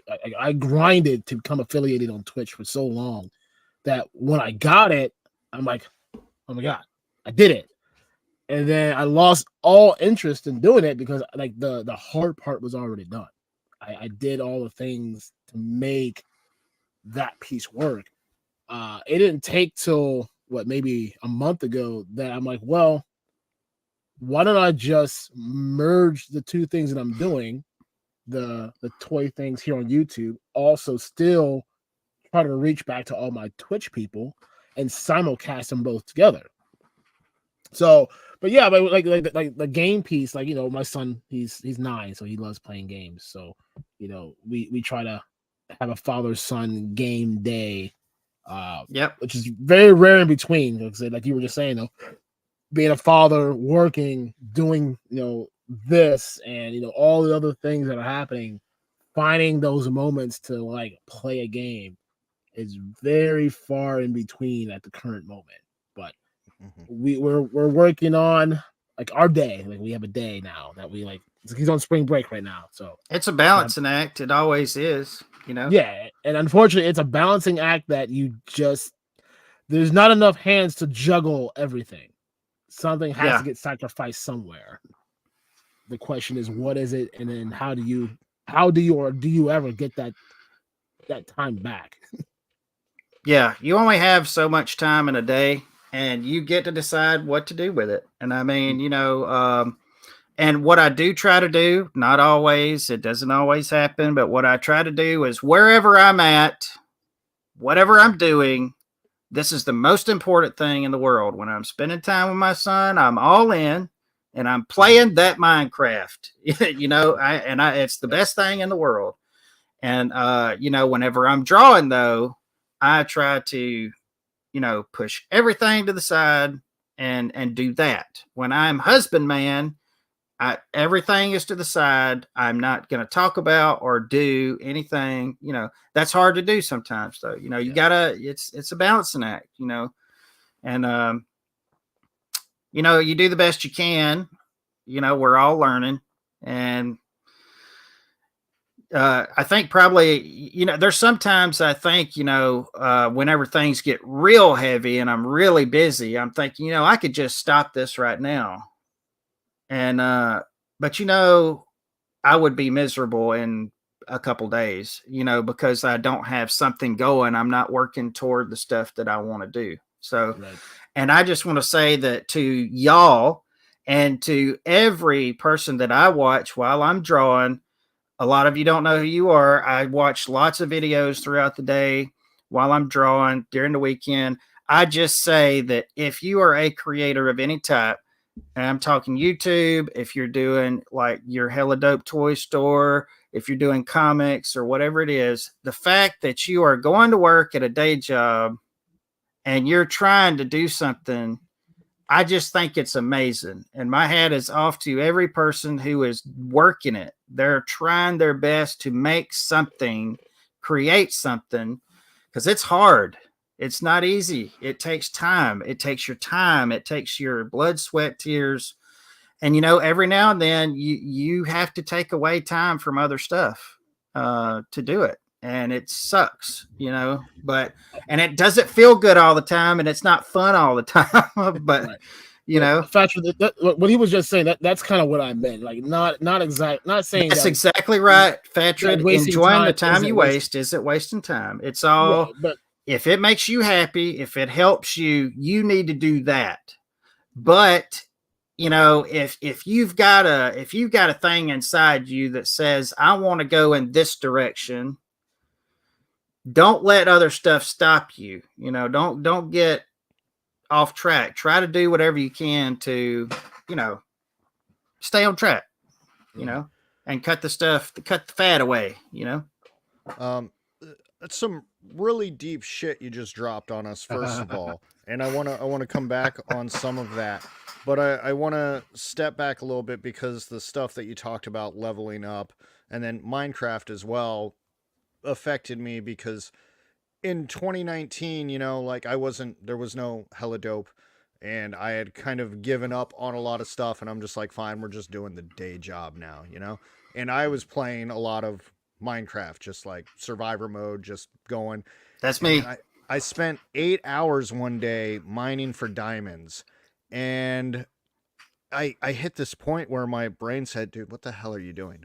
what the hell are you doing? Like, yeah, cool, you found Yeah. some diamonds, but you just spent 8 hours doing this. Like, there was the calling inside of me. Yep. And I was just like, well, here's your options, friend. You can keep playing Minecraft, but you're going to have to find a way to like go all in on it, or you have to stop playing Minecraft. And yeah, I haven't touched it in many years. It makes me sad. I miss it a lot, but Yeah. it's also like an addiction sometimes where I'm afraid to touch it. Like, Right. if I play this again, am I going to be sucked? Because what's the point of playing it for 20, 30 minutes? Like, what am I going to do? Go dick around in Minecraft for an hour? Exactly. Can't Yeah. do anything in a fucking hour. Why touch it? Yeah. Why Go give touch some it? chickens some seeds and watch them mate. Yeah, yeah. And I don't, I don't have like Aaron and I don't get days off. You know, like Yeah. every day. It doesn't matter. We can think we have the day off, Right. But something somehow some way happens. And yeah, what you were talking about there, I found incredibly relatable, and I think you spoke on it very eloquently. Well, I appreciate it. Yeah. We all trying to figure this thing out, and you know, it's a blessing and a curse to be, you know, to be hit with a dream or any ambition to, you know, I'm not just happy with the day job. I want a little bit more. You know, well, if you want a little bit more, that means you're gonna do a little bit more. You know, I mean, so that's just the way it is. And you know, you have to decide if you love gaming, hey, and you want a little bit more, maybe you could start a gaming channel, you know, if that helps. But then you're gonna have to, if you want to be successful at it, you're gonna have to cut some other stuff out. You'll have to decide what that is. You have to decide what you want. And not only that, here's another one. You need to decide why you want it. Okay? That has been another question for me. Why am I doing this? Okay? Why am I doing Action Farce? Why am I doing commissions? I don't have to do it. Am I trying to get famous? Number one. Am I trying to get more money? I mean, I'm not going to be rich by doing any of this stuff. And, you know, you have to decide, what are you doing this for? And you have to come to terms with and really see what your motivations are, because in the end, you know, that's going to be what you're left with, is what your true motivation was. And sometimes a lot of people do stuff, they don't even know really why they're doing it. But I realized, first of all, I ruled out, I don't want to be famous. Okay. I don't care if I'm famous, because fame comes with a lot of bull. Okay. I don't have enough money to put to like a security team. Okay. Not only that, I don't want to be stopped everywhere I go. Okay. There's a lot of stuff with fame I don't really care for. So it's not fame I want. At the end of and I know I'm not going to get rich doing what I'm doing. And then I came to the conclusion, I am doing something that I enjoy doing. It makes me happy. I get into it while I'm doing it. It gives me, my mind, a vacation from everything else that could be going on. And it's bringing joy to people. And that's what I got it down to. And that's what I like. That's what and I was happy with that. And I figured, I can live with that. So that's why I keep doing it. That is my motivation to keep on doing it. But at some point, that question's going to come up to where, what are you doing this for? So that's another question. Eventually, you have to decide too. Whenever you go after something, what's your real. And I'll tell you what. Sometimes you will lie to yourself, and tell yourself you're doing it for one reason, but you're doing it for something else. So you got to be careful of that. Yeah, man. I said it better. Dropping wisdom, Bob. So when we invited you on, I wasn't expecting all this. I was just like, let's just bring the pretty art guy on, talk about some packaging or whatever. He said, no, motherfuckers, let's get some wisdom going on up in here. I'm like, yeah, okay. No, we're doing that now. We're taking a ride with you, man. Well, I guess that would lead me to the next question. So you're talking about, why am I doing this? And, not after fame or anything. Are you looking to be a self-made, self-employed man, not relying on the day job, or do you love the day job so much that that's what you want to? I actually really like my day job. For one, it provides a lot of security.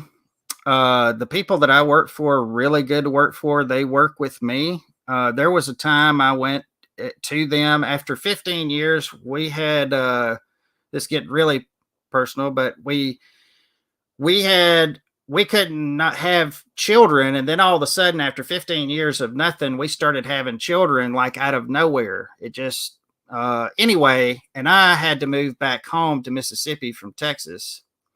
And I fully expected when I went in there for them to say, well, we got to let you go. We got to cut you loose.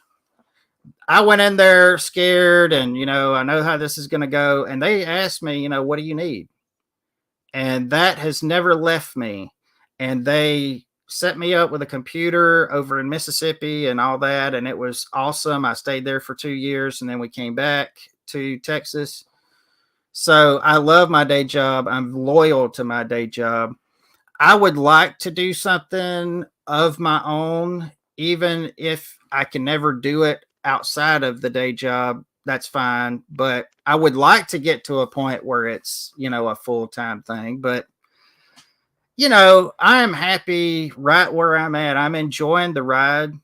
A lot of times when you're playing something or something, it's the journey. If once you get all the stuff, like talking about Minecraft, here we are talking about Minecraft again, but once you get to the end game in any game, it's like it's not cool anymore. It's right. But I'm okay with like how it is right now. I'm just enjoying what I'm doing. So as long as there's that, there's times I don't enjoy it, but as long as sometimes that's fine. I would like to do it one day for giggles. It's for one. Not have a day job. It's just a new level, Yeah. Level, not have a day job. If I ever get there, that'd be great. Yeah. That'd be great. Aaron, is there anything in the chat we need to hit up? There's a couple in here. Yeah. What we got? So we got peaks and valleys. Quinton got a super high. We got to come down just a little bit before they all blow up. Yeah. Yesterland Toy says, Ted and Aaron, love you guys. Quinton, I love listening to your philosophy on how you operate yours. Thank you, Yesterland Toys. I appreciate it. Yeah, I think it's a. Hold on. Oh, I think here we go. There it is. I think you mistyped it. On how you operate. There we go. Yeah. No. Well, same difference, different words. Like everybody else, you do something and it doesn't work. You do this other thing, it does work. Life is built on mistakes. So, it's you got to learn from them and not be too heady and high-minded to say you were wrong. And, boy, that was a sure stupid thing I did, and you learn from it. You move on and you get better, Mm-hmm. Rollkeeper says, Quinton, you should be a motivational speaker. Just dropping all the good wisdom on everybody tonight. Well, I'm just just like you guys, I got a thing that I want to do, and it takes time to do it, and you do this and you do that. You try to do whatever works, and you learn along the way. You make a lot of mistakes, and I would not want somebody following me through this, watching every move I make and seeing all the mistakes I make, because it's pretty ridiculous sometimes. So yeah, we can attest to a lot of that. Yeah, we like the glory part, not the parts where we right. We like to talk about the wins. We don't want to show everybody, all the bloopers. Yeah. Mm-hmm. James Lucas says, Aaron, you definitely have a comic worthy face. I guess you do too, Ted. I guess he really does. Yes. And then Chad says, Amen, Q. That's why I started customizing toys. Form of therapy for myself. And Aaron, you are a gorgeous man, unlike Ted. Oh, this is just like Ted. Oh, I'm ruggedly handsome. Ruggedly, very manly, hair in all the right places, except on my head. Yeah. And then we got Zazel's Clubhouse. What's up, cool dudes? What's up, Zazel? Mr. Zazel. Yeah, it says that his mother said that he has a face for radio. And we got Crusty Old Crow dropping in to crush the like button and pick up new tips of the pros. Well, thank you for stopping in. Thank you for hitting that like button. It's all yours. Awesome. Cool. All right. So there's a lot of YouTubers that hang out in our chat, people from other channels. And, you've done artwork for the 3POA and their channel. So are you open for commissions right now? If a bunch of people that saw your work on here tonight, they're like, holy crap, I need this guy to make me some stuff for YouTube. Is that something you're open for? And then what's a range of price? Because I understand not everything, it's not a one size necessarily fits all. It's a depends on this and that type thing. So do you have time? It doesn't hurt to message me up because even though I do have about 3 things on the cooker right now that are, if any one of them drops suddenly, and I mean okay, we're green light, then I'm going to be busy and all the other ones will have to wait. Whoever does it first is going to be the one that I have to, of course, hit first. So, but you can message me. We'll try to work on a timeline, we'll talk about it. As far as pricing goes, I'm pretty affordable. I've told people in the past on comic book pages, and this is a loose estimate. I go anywhere from $120 to $150. If you really want crazy stuff, it's a little bit higher. And that's, that's roughed, inked, or penciled inked, colored, Is that per page? Per page, yes, per page. Okay. And trust me, you go look at some sites and see what I'm talking about. I mean, there's people who don't charge less than, $300 for, and it's a long process. It's not an easy process when you get into talking about storytelling and panel art. That stuff is it can really get time consuming. I try to complete a page a week, having a day job. Now, if I didn't have a day job, I could be completing a page a day, which is about, or maybe a little more, which is about what's par for the course for a professional. But, I have from 8 o'clock to 3 o'clock in the morning, and that's with only getting about 4 or 5 hours sleep, maybe, possibly. Okay. So I get a page done a week, and that's, fully inked, colored, all that stuff. So usually from 120, 150, depending on, could be a little more. As far as headshot, stuff like that, usually headshots. I just did a headshot for somebody, and I charged them between 50 and 60. I won't say exactly how much because they're still kind of editing it, but usually my price that I give you is the fully edited after you've made all the changes you want to make. If it's a headshot, usually that's what I go with. Okay. If you're wanting something like another person is asking for, and I'm going to do a picture with their family, and they're going to be like comic book characters in comic book character suits and all that stuff. Something like that's probably going to be around the same as like a comic book page. It's going to be around 120, something like that, because it's about the same level of work involved. That's rough. That's a rough estimate. It really depends on, depends. But like I say, I've got 3 things on the burner.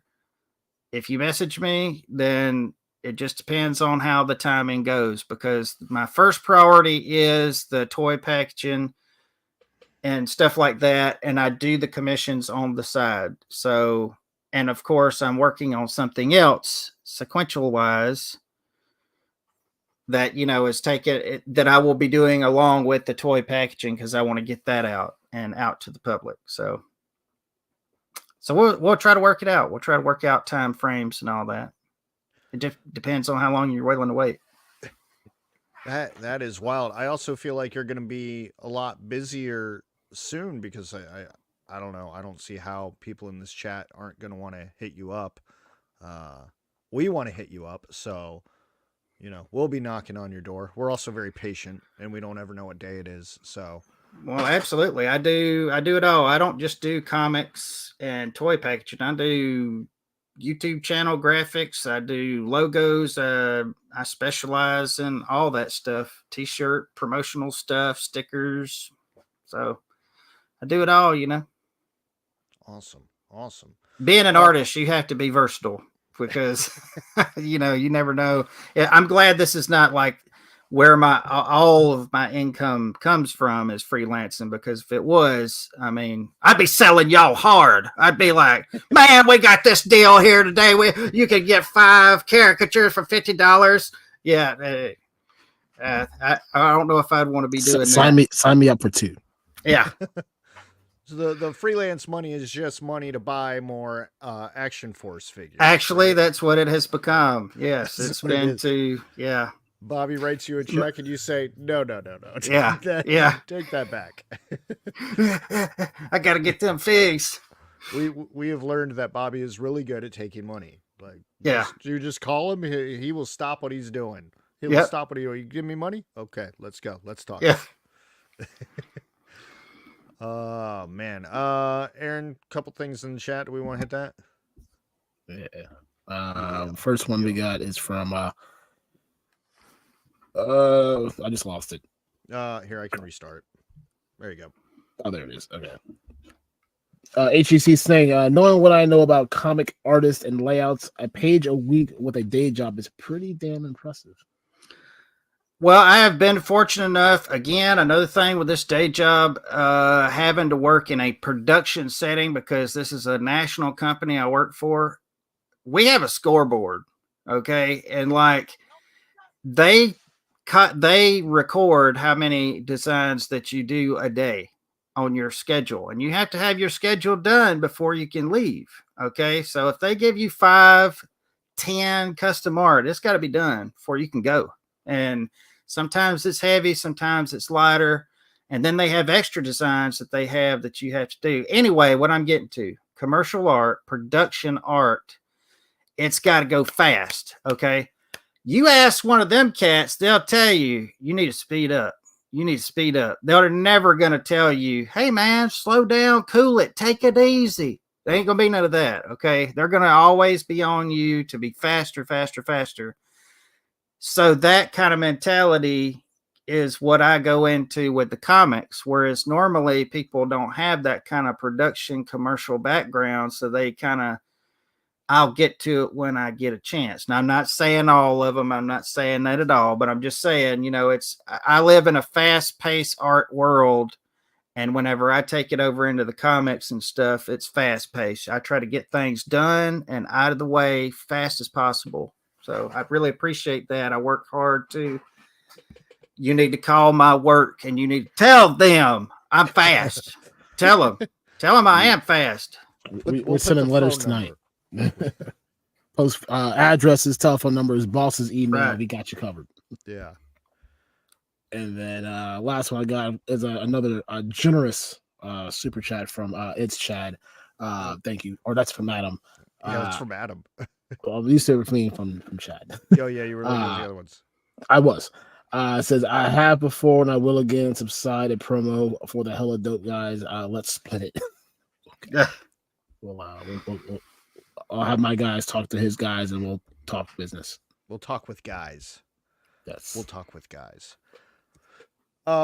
So I wanna dip back into Action Farce a little bit and the panels and everything, because first of all, I think that it's insane that you wrote it, drew it, inked it, and colored it, and storyboarded things and sent them to Mr. Laserpants, the editor. I see him with his giant glasses, putting them on, going, let's take a look at this. I think that is absolutely insane to me, and You know, we were talking before the show started about how, like, I found it impressive your style for comic panels. Like, it's not just plain ABC basic stuff. It's not just dynamic art, but it's like dynamic visualization from panel to panel. Like, all the panels come together, they live together, they breathe together, and they create this event on a page. So if you're charging 120 to 150 for just one of those pages, that's incredible to me, because it's money well spent, I think, especially when you're coloring it too, because the coloring in there is amazing as well. Like, I was terrible at coloring.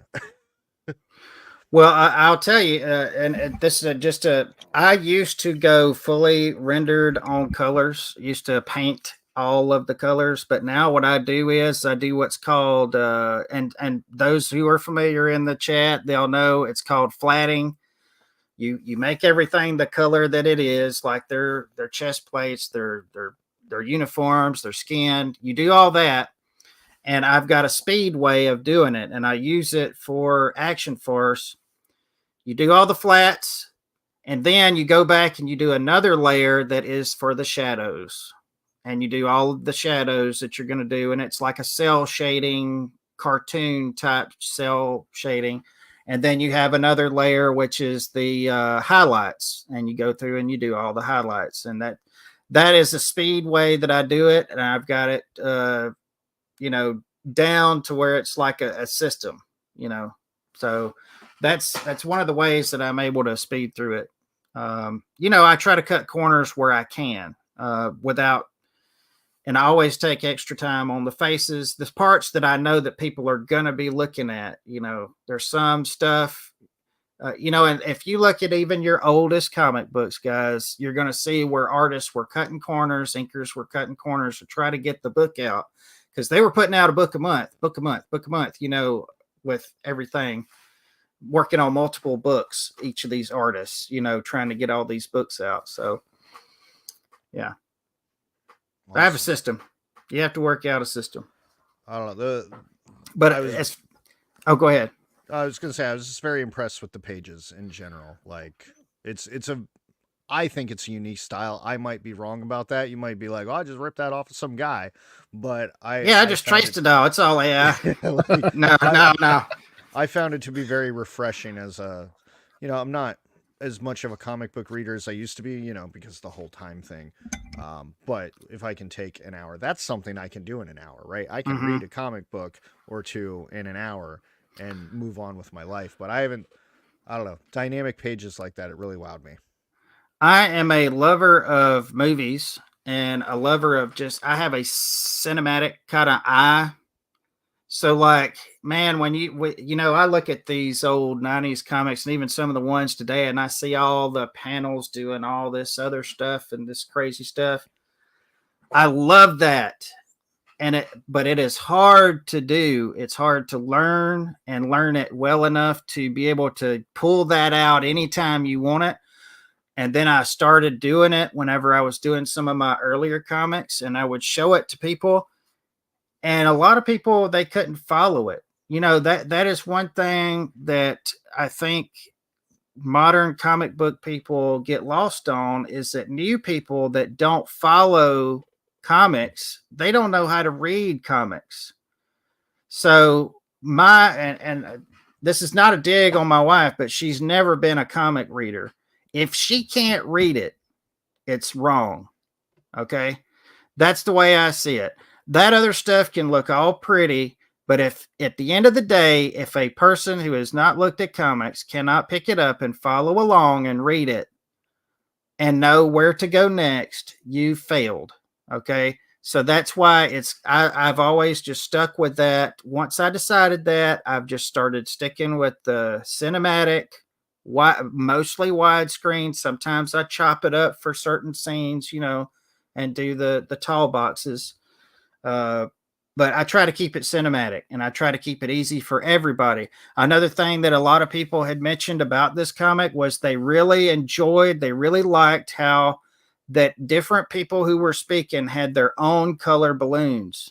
Yes. And that's something I decided very early on that I was going to do, so that whenever I show somebody, they know that this Jeremy's talking, Jiu-Jitsu's talking, White Potato's talking, it's Chad's talking, because they see the color of the balloon. And that's one thing that's been a huge win. I wish that, mainline comics could incorporate, so. I agree with that. That was one of the things that stood out to me was because it was helpful, especially like when people are talking, because you can take that now and you can do like an exterior shot of a building and they can be talking and who's who still. And I thought that was very clever. So, well, look, if you're a comics aficionado, might be boring to you because you are so well versed. You got your PhD and all the old titles and everything. You can't please everybody. I'm trying to get the new reader here and try to put it on the ground level, the bottom shelf for everybody, and it's Spaceballs and Star Wars anyway. I don't take it too serious either way. I mean, and I'm a growing artist too. So if you ever point out any mistakes in it, I'll probably agree with, yeah, that could be different. That could be better, so. I thought the whole thing was a masterpiece from start to finish, and I sincerely hope there's more to come. Aaron, do we have anything in the chat before we start to wrap up? We're hitting the 2-hour mark. Yeah, it was, well, we got Cutthroat Comics in the chat there, giving his hellos, but he was asking what is Action Farce? Action Farce is a highly specialized team in the Action Force world. No, they're a bunch of derps. I don't want to give too much away, but it really is the Spaceballs, Mel Brooks Spaceballs to George Lucas's Star Wars. It is our version of Action Force. It's set in the Action Force world. It's using Action Force like world to tell a story about some people who would probably like to be in Action Force, but they're not there. They're kind of, they kind of get off. It's all in the name, Action Farce. It's a lot of buffoonery. It's a lot of, it's a lot of fun. You should give it a shot. It's I don't want to give away too much because it is only 10 pages. Yeah, it's been a joy to do it. I laugh. Let me tell you, if you were watching me make these pages, I look like a crazy person because one second I'm drawing and I'm quiet, and all of a sudden I'm like, zigzag, zigzag, zigzag, and then I start laughing, and nobody knows what's going on, and it's like, this scene just happened, and I showed y'all a scene that I'm working on. That's what I was yelling when I was doing that scene. I was like, zigzag, zigzag, I'm zigzagging.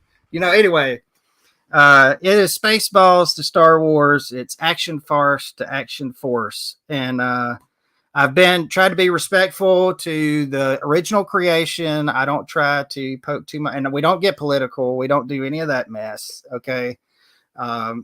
That's one of the reasons why I can't stand a lot of the stuff today is it just gets into real world stuff. I'm trying to escape, people. I don't want to hear about stuff I'm watching on the news. Okay. So anyway, that's Action Farce. There's another question in the chat there from James Lucas asking, will Action Farce be ongoing? Well, the first one has went over really well. So, it's going to be something that we return to as far as, I don't want to say too much, but there will be more Action Farce in the future. Maybe possibly in development now.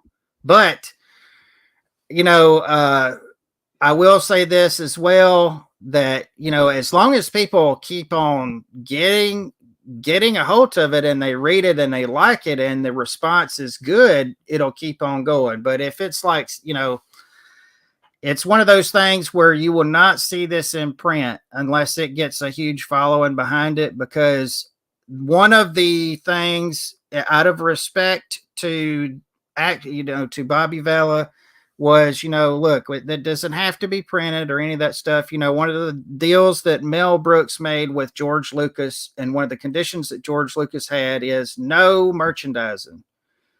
And, the comic is the comic. Now, if you guys find an interest in it and you want to start bringing it up to him, I've already seen that his facial expressions have changed when he's asked about it. So, if y'all hound him enough, maybe he'll see fit that, hey, we're going to induct this into Action Force. Maybe we'll do a special line for it or something. That would be awesome if he did. That would be amazing if he did. I would love for that to happen. I don't look for it to happen. I'm not getting my hopes up, and that's not why I did it. I did it because if you pick up Action Force, you're going to see a lot of YouTubers that you know and love. It was a way for our community to come together and to give a little bit of promotion to everybody involved. Okay. And you never know. This is another reason why you should be looking for Action Farce in the future, is because you don't know who's going to show up. You have no idea who's going to show up and in what form or how long. Okay. So that's Action Force. Sounds like some spoilers were just leaked. Yeah. A little bit. Speaking of, HGC says, speaking of the Farce team, got to see operator It's Kato this weekend at Toy Lanta show. Yeah, man, he had an all-star weekend. I saw his pictures. That's pretty awesome. Hey, we need to get Kato on here sometime. We haven't done that. No, let's look at the schedule. Pencil them in. And then, of course, Brooklyn says, Quinton has always been an amazing art teacher growing up. And here recently, my dad encouraged me to get on the table and color his pages. I thoroughly enjoy working with him. Yep. For him. Yeah, man, I am not opposed. I'm not opposed to sweatshops. Obviously, I own all these figures made in China, so I mean, right. I'm all about the sweatshops. So yeah, my son's got kids, early. Put them to work. That's right. He carries. My son carries all the boxes into the post office and puts them in the drop chute. Yeah, he puts all the labels on. Yeah, and then when he gets back in the truck, you're like, "What'd you learn, son?" He said, "I hate you, Dad." Yeah, we can be carrying all these boxes. That's what I ask my son every time he goes, takes out the trash. What'd you learn, son? Never to make a mess. Yeah. Tony Horton says, Quinton, can we expect to see you in a comic soon? Or in the comics? Oh, no.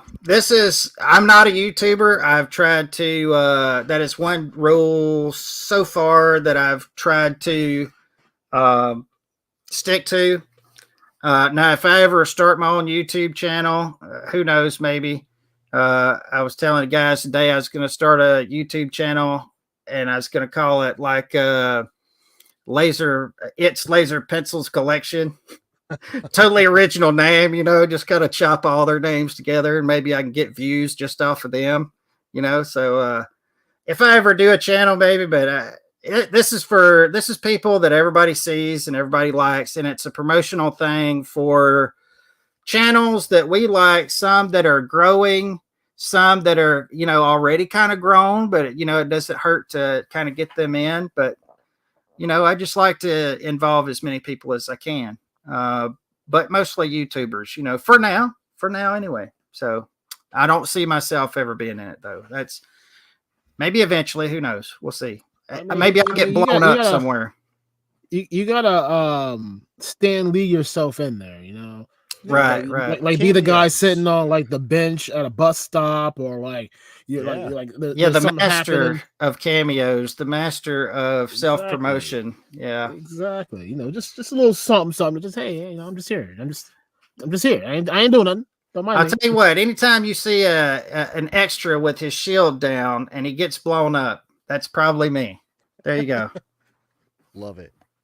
So Quinton, creator of the Valaverse Series 4, package design, what would you like to promote, and where can people find you? Well, you can find me on Facebook. I have 2 Facebook accounts. One is just my personal. I don't care if you go on there. I put art out on there too, but I have also QB Illustrations on Facebook. Other than that, I have Deviant. I have I'm doing different stuff all the time. Man, there's stuff that I'm doing that I can't even show, and there's stuff I have done that I'm not able to post, and probably never will be able to post. That's another thing. If you're an artist, there's a lot of stuff like that, projects that start that never finish because either funding goes away or the whole thing has falls out. But anyway, so you can find me mostly on Facebook as Qunton J Bedwell or QB Illustrations. If you Google my name, you can find some stuff that I've done.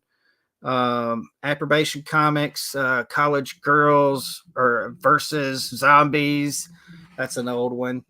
Where are we going with this? yeah, it was good. If you come down to Desiree's on Wednesday nights, I do a little bit of pole dancing for some extra money, just to kind of pay the bills, get some figures up in the shelves. I do what I can. You got to do what you got. You got to do what you got to do. Not really. Anyway, pretty soon maybe I'll have some game stuff coming out. So there's just a quick shot of some stuff. I do it all. So come on by and see me. Awesome. Aaron, anything you need to promote? Let's see here. We still got in all of wave 3 of AWOCs. So if you need your AWOC fix, we got you. Those will ship out tomorrow, really. Also, we are going to continue to update the clearance section on hellodopetoys.com. The idea is to do it weekly, so you never know what's going to get added. So always check that out. Just trying to move in some old inventory. Got a lot of goodies getting ready to come in, so we want to make some room for the new stuff.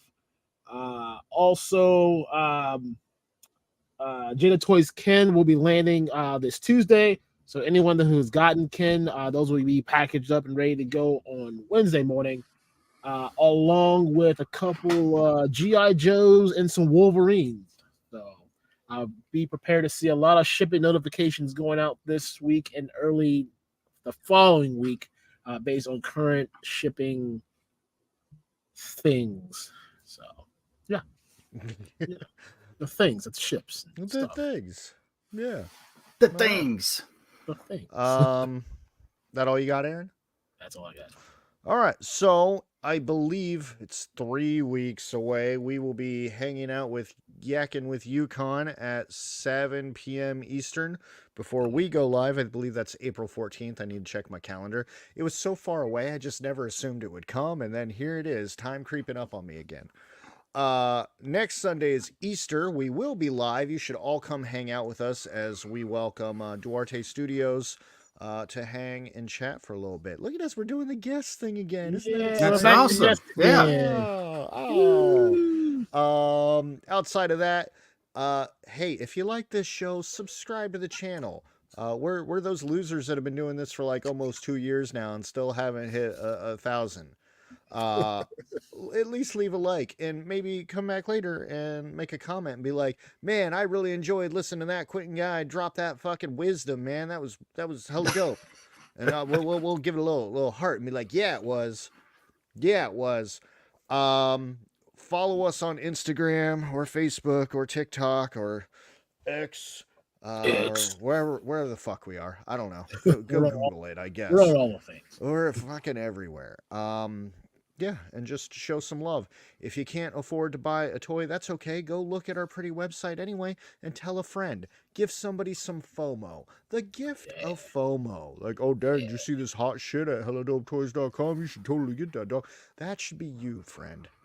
Oh, I do have 2 more. I have 2 more things that I want to add here real quick. Go ahead. Fatrid, my distributor is looking into this Jada Toys thing. Apparently, someone on the West Coast dropped the ball and I started putting them out for sale when they weren't supposed to. So they're looking into that. So I'm hoping to get some form of an update this week. So as soon as I hear something, I'll send an email and I'll post it on Instagram and all the other socials. Also, with the summer and spring among us, if you're not following us on all the socials, make sure you do, because in the mind child here, we're going to start throwing out random promos only on certain platforms. So maybe on X we do something that's super crazy, but you're not going to see it if you're not following us, and I will not put it in an email. So just follow all the stuff. That's all you got to do. Yeah. I did want to mention as well, I will be at DFW in June. So along with me will be, of course, Chad, Bobby, Ryan, crew. So if you can get there, if you have the ability, it's only 4 hours away from me. So it's, but I know it's a hard ask for some people that are across the country. But if I see you there, come up. I'd be glad to talk to you. That's very exciting. Yeah. We'll make it. I'm sad I'm not going. Yeah, I'll draw a action Farce character on your chest. Ooh, yeah. Yeah. That'll tease me with a good time. Hair in all the right places, just like I said. And sometimes it's in all the wrong places. Yeah. Oh yeah. I don't do any privates, so that takes unless you pay enough. Yeah, no, I'm just kidding. Yeah, I got some action Force. that count?